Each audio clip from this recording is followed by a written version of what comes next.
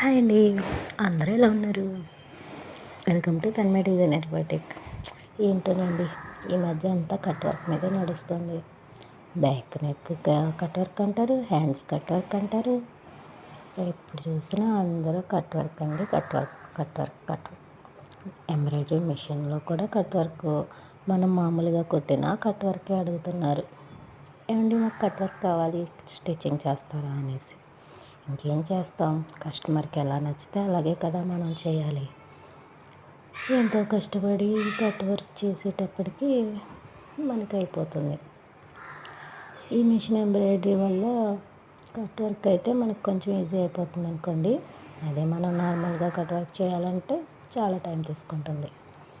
ఏదైతేనే machine ఎంబ్రాయిడరీలో cut work వచ్చేటప్పటికి కొంచెం సులువు అవుతుంది మనకి.